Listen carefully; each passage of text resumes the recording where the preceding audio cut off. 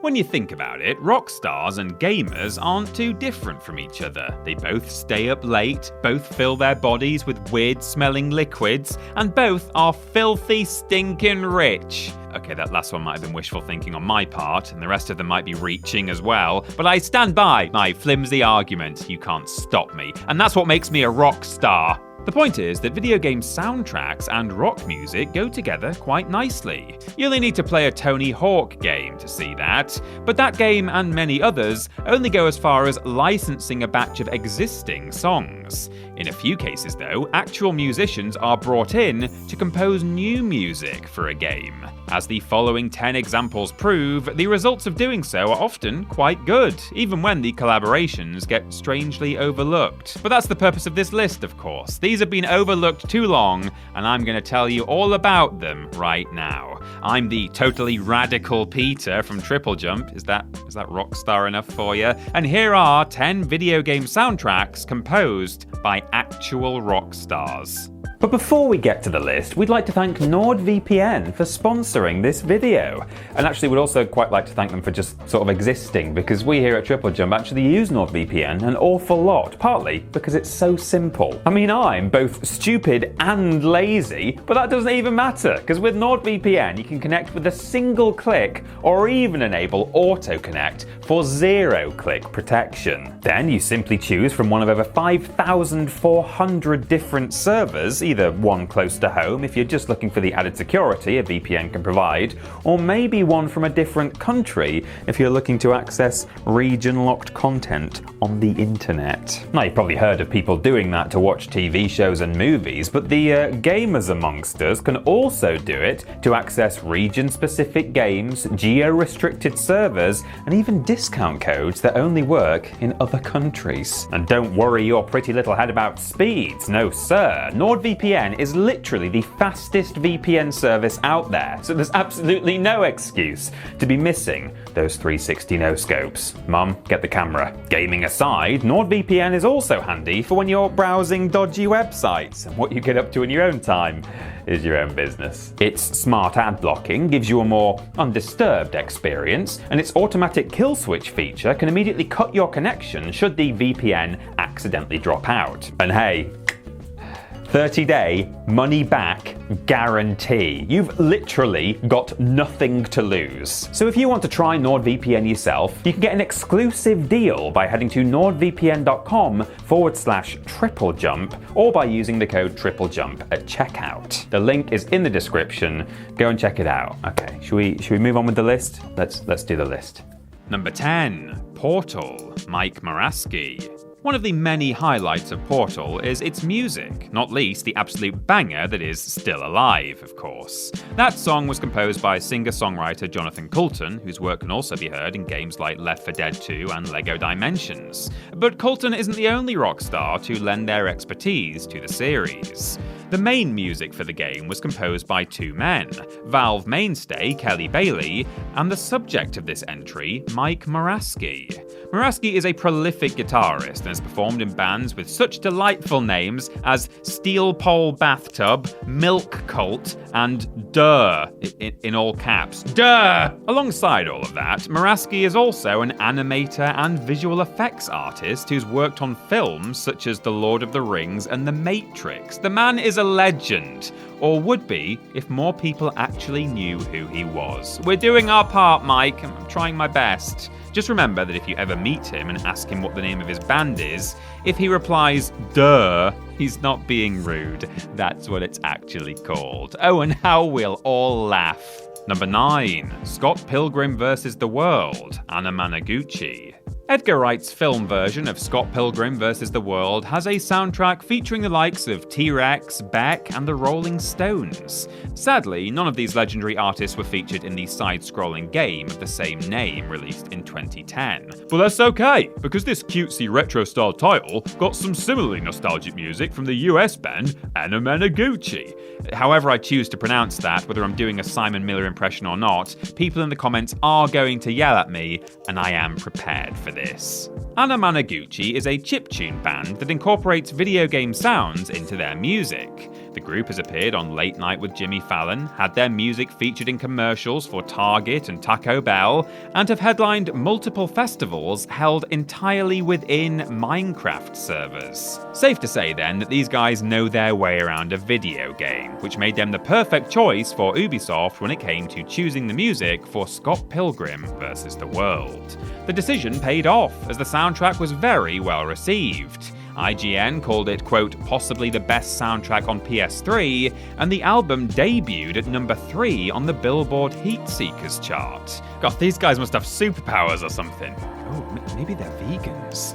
Number 8, DMC Devil May Cry, Combi Christ. When rebooting 2001's Devil May Cry, developers Ninja Theory opted for a grittier, edgier tone. This famously involved turning protagonist Dante into the kind of boy a parent would hate to see their daughter dating, and by filling the game with some seriously loud music.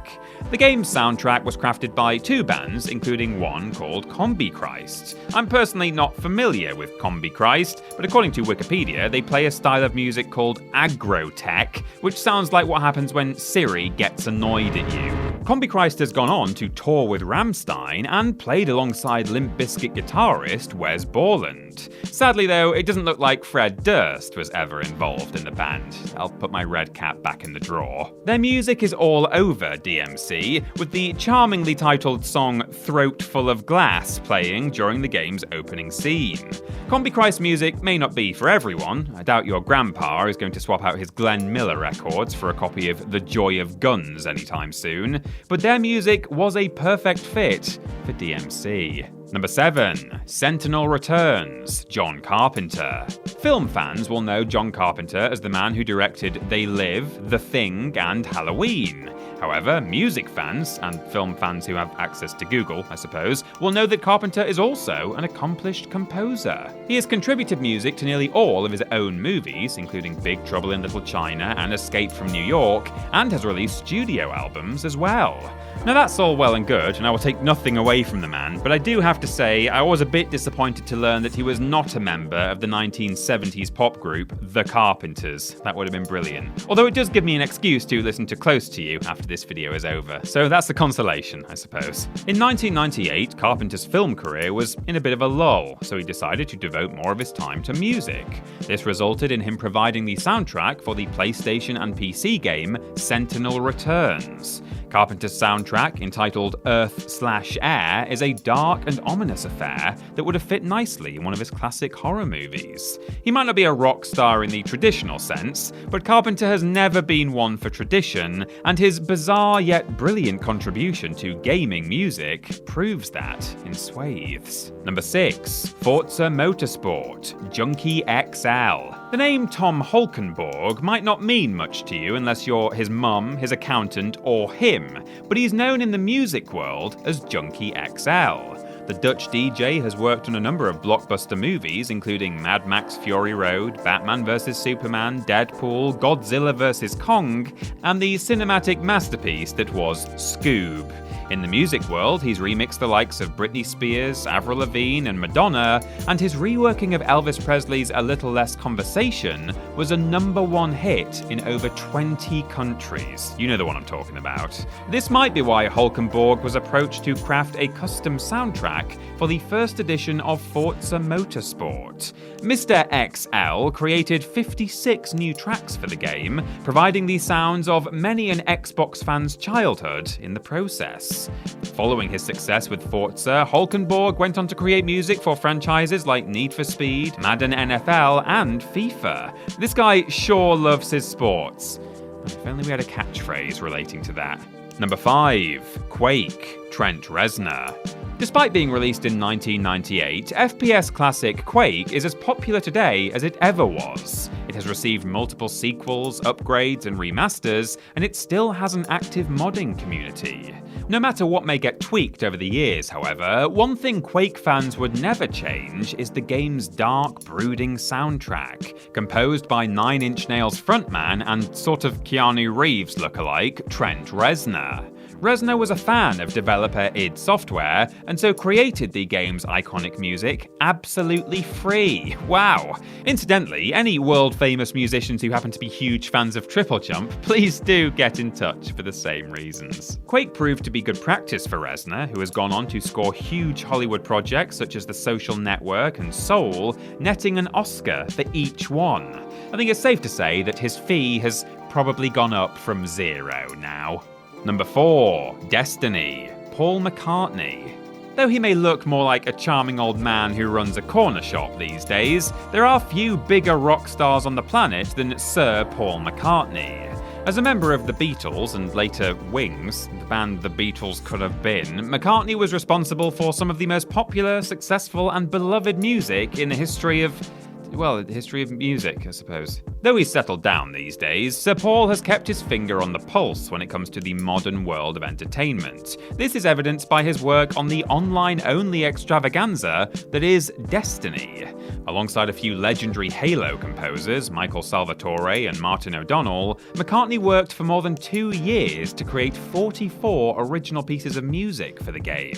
He also wrote and performed a new song called Hope for the Future, which is ironic considering how far the world has plunged down the toilet since the game came out in 2014.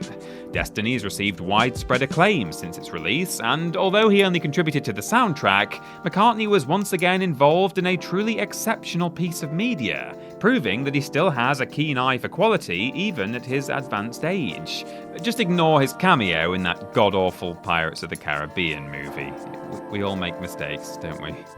Number 3. The Nomad Soul, David Bowie. When David Cage presented his idea for a video game in the mid-90s, his contacts in the music industry told him that his vision was technically impossible. However, because David doesn't play by your human rules, he made it anyway. The Nomad Soul, which was actually called Omicron the Nomad Soul in North America, a title we'll avoid for obvious reasons, was released in 1997 and, well, it was a commercial flop. However, the critics liked it, and it gave David Cage his first start in the industry. Come to think of it, that might not be something to celebrate, actually. For the game, the man himself dreamed up a short list of artists he'd like to work with on the soundtrack. They included Bjork, Massive Attack, and the icon that was David Bowie. Presumably, the two men bonded over both being mad and called David. Bowie agreed to soundtrack the game, providing 10 original songs for the project. He even voiced a character that looked as much like David Bowie as a video game from 1997 could manage. Bowie was known for being ahead of his time, so it made sense that he jumped on the video game music trend long before it became popular. Hopefully he's enjoying a game of the Nomad Soul in heaven right now. If he's not, he's welcome to return to Earth anytime. Anytime at all, David. We would really like you back, actually. Number 2. Sonic the Hedgehog 3, Michael Jackson. Mystery, intrigue, legal drama, echidnas, this entry has it all. Sonic the Hedgehog 3 has one of the most contentious and hotly debated soundtracks in video game history. We aren't in a position to provide definitive answers on this one, but it's still something that's worth discussing. The 1994 side-scrolling classic, Sonic the Hedgehog 3, is famous for winning over critics, introducing the world to Knuckles, and for possibly having the King of Pop contribute music. That's right, Michael Jackson supposedly had a hand in creating this game's soundtrack. But why supposedly? Well, that's a long story. MJ was apparently a massive fan of the Sonic games and already had a working relationship with Sega through his game Moonwalker. So, Jackson moonwalked into Sega's offices and allegedly wrote 41 tracks alongside their in-house Sonic team. Then, Jacko left the project, possibly because the music was not up to his incredibly high standards, but it also may have been due to his troubled relationship with the law at that time. Whatever the reason, Jackson is not credited on Sonic 3's list of composers, and there are some who still deny his involvement to this very day. However, the similarities between Michael's own work and the game's soundtrack, plus the fact that there are multiple interviews from members of the Sonic 3 team who say that his compositions were used, all point towards this game featuring not one, but two speed demons. Is it true? Well, I certainly can't say for sure, but whereas Sonic and Sonic 2 get re-released frequently, Sonic 3 often gets left out. We don't know what the reason for that might be, but music rights issues with the estate of a perennially troubled artist would certainly explain things, wouldn't they? And number 1, Spyro the Dragon series, Stewart Copeland. For players of a certain age, the soundtracks to the PS1 Spyro games bring back floods of warm, fuzzy memories of their favourite fire breather, and all 3 of them were soundtracked by someone who had already achieved a great deal of success in music. Stewart Copeland, drummer for rock band The Police, was approached by developer Insomniac and tasked with bringing Spyro's world in the first game to life. In order to get a feel for things, Copeland was given early access to its levels and played through them using a special invincibility cheat. The game's first funky percussion-heavy soundtrack impressed Insomniac and fans so much that Stewart was then asked to score the second and third installments of the series as well. He also wrote the music for Spyro Enter the Dragonfly, but the less said about that one, the better. Gaming abominations to one side though, Copeland's soundtracks are now a part of history, and provided the backdrop to countless hours of childhood fun and whimsy. I guess you could say, every little thing he did was magic. That's a Police song. It's every little thing she did was magic. What do you mean you've never heard of it? Honestly, young people these days, they need to play more Spyro.